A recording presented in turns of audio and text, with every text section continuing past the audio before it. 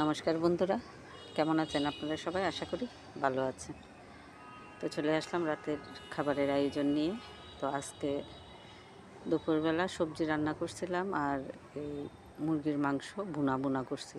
তো ছেলে খাবারে বসে বলতেছে, মা রাতে রুটি বানায়ও, রুটি দিয়ে সবজি আর মাংস দিয়ে খাবো। তো ছেলের একার জন্য তো আর বানানো যায় না, ওই সবার জন্যই বানিয়ে ফেললাম। আর এমনিতেও রাতে আমার ঘরে ভাতটা খুব একটা চলে না।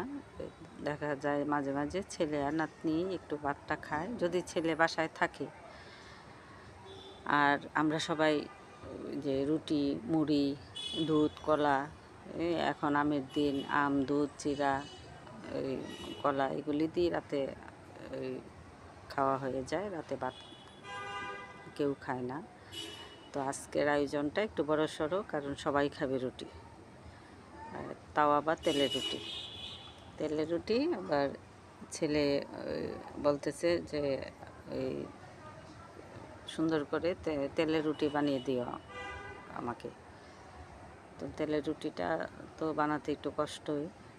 তো যদি বলতাম যে শুকনা রুটি বানিয়ে দিই, এটা হবে না, তুমি যেভাবে রুটিটা বানাও এই তেলের এইরকম করে বানিয়ে দিও। আর আমার ছেলেটা একটু মানে খাদ্যরসিক মানুষ, শুধু ভালো খেতে চায়। যে একদিন একটু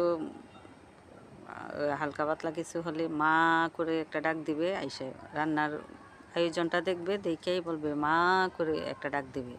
এটাতে আমার বুঝে নিতে হবে যে তার ভালো লাগতেছে না আজকে রান্নাগুলি। আর প্রতিদিন মাংস খেতে চায়, প্রতিদিন। আর বেশিরভাগই মাংস, মানে আমাদের জন্য একটু মাছ রান্না করলেও ওর জন্য একটু আলাদা মুরগি রান্না করতে হয়।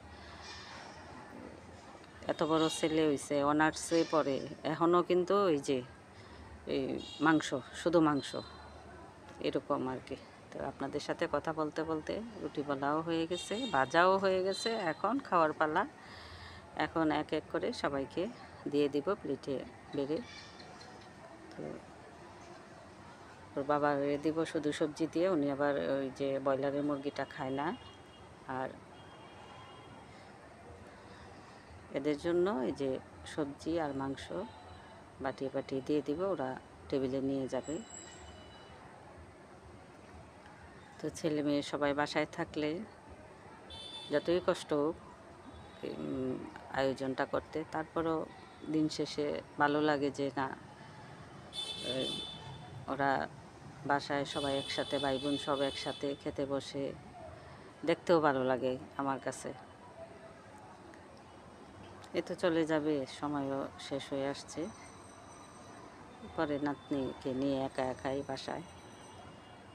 তো সব শেষে নিজেও বসলাম। আজ এই পর্যন্তই। ভালো থাকবেন, সুস্থ থাকবেন, আমার পাশে থাকবেন। ধন্যবাদ সবাইকে।